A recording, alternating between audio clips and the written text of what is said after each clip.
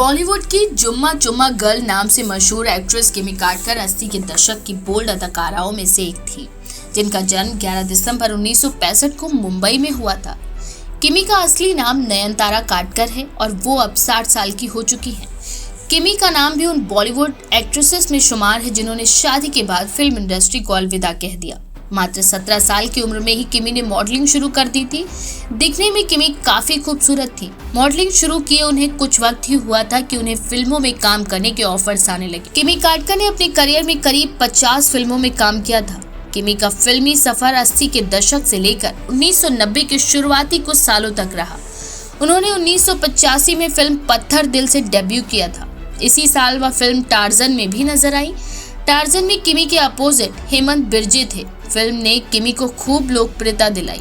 उनके फिल्मी सफर में वर्दी, मर्द की जुबान, मेरा लहू, दरिया दिल, हम, गैर कानूनी जैसी करनी वैसी भरनी, शेर दिल और जुल्म की हुकूमत जैसी फिल्में खास तौर पर शामिल हैं।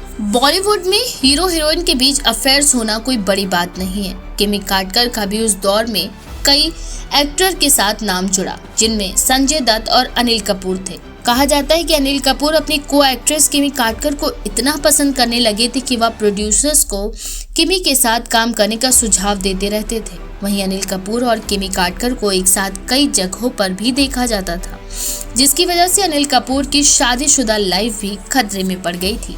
लेकिन कुछ वक्त बाद ही किमी और अनिल के रास्ते एक दूसरे से अलग हो गए। संजय दत्त के साथ भी उनके रिश्ते का यही हाल हुआ जब किमी और संजय ने साथ में तेजा, खून का कर्ज और सरफिरा जैसी फिल्में की। कहा जाता है कि सिर्फ पर्दे पर ही नहीं बल्कि असल जिंदगी में भी किमी और संजय एक दूसरे के करीब आ गए थे। लेकिन ऋचा के संजय दत्त की लाइफ में एंट्री करने के बाद किमी उनकी जिंदगी से दूर चली गई। निजी जिंदगी में किमी को परेशानियां हो रही थी, लेकिन उनका फिल्मी करियर पीक पर था। इसी बीच उनके हाथ लगी फिल्म हम, जिसमें अमिताभ बच्चन, गोविंदा, रजनीकांत और शिल्पा शिरोडकर भी मुख्य भूमिका में थे। इस फिल्म में किमी ने जुमालिना गोंजाल्वेस उर्फ जुम्मा का रोल निभाया। इस फिल्म का गाना जुम्मा जुम्मा जबरदस्त हिट हुआ था। किमी के फिल्मी पर्दे से दूर होने की कई बातें बताई जाती हैं।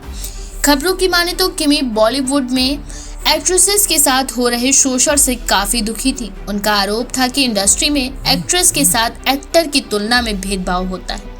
ये भी एक वजह है कि उन्होंने फिल्म इंडस्ट्री से दूर चले जाना ही बेहतर समझा।